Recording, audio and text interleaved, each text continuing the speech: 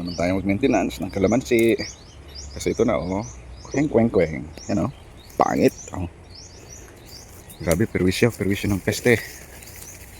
Grabe. Yan. Masarap manood ng mga namimitas ka na lang ng isang katirbang bunga. Pero yung hard work, hindi natin pinapakita. Yan, oh. Grabe na naman ang hard work na gagawin, oh.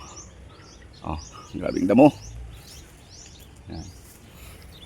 Okay, ang mode of action na gagawin dito ay mag-spray ng damo, mag-pruning, spray ng pesticide, lagay ng tubig o kaya patubig o irrigation. I-irrigate natin galing dun, oh, ng mga 2 araw, and then apply ng pataba. Pagkatapos na ma-apply ng pataba, papasok ulit ng tubig, spray ulit, and then pag lumabas na yung magagandang mga sanga, spray na tayo ng pampabunga. At yung plano na yon ay gagawin ko within a month. Kaya medyo malaki-laki pang gastusin na gugugulin natin dito. You know? Grabe yung infestation ng whitefly, oh. Kahit mga talbos meron na. Yan. Okay.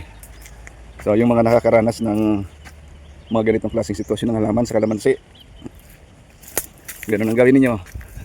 Tigangin muna ninyo, ha? Tigangin muna yung lupa, tapos patayin yung damo. Pag patay na yung damo, ay papasok tayo ng tubig, and then babad natin sa loob ng 2 araw. Katapos nun, lagay ng fertilizer. Then kapag hindi umulan, papasok ulit ng tubig para matunaw yung fertilizer.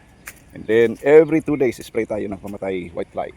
At saka sabayan na natin ng fungicide para sa mga fungus. Yan, oh. Itong mga bagong talbos na to, aalagaan na dapat. Yan. Kasi yung naunang talbos, tinira ng mga whitefly. Ito medyo okay na. Yan, kasi na-sprayan ko to ng fungicide. Ito mayroon pang whitefly, grabe, oh. Yan, tapos yung talbos, oh, pangit. Parang tinamaan ng herbicide. Yan. Okay. Not okay. Yan. Ito, aalisin ko na rin. Kailangan na mag-pruning. Aalisin na yung mga pangit na sanga. Yan na, aalisin na to kasi ito masisikip yung pagkatanim ko. Ang purpose ko para hindi na tumubo yung damo.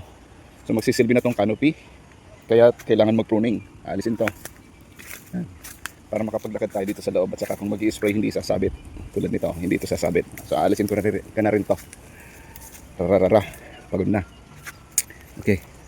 So ito yung resulta kapag nakulang sa maintenance. Kaya yung kalamansi ko doon na maayos yung agwat, ganoon din. Tinira din ng whitefly. At saka yung lupa depleted na rin. So kailangan maglagay ako ng mga organic matter dito. Yan, lagay ng dayami.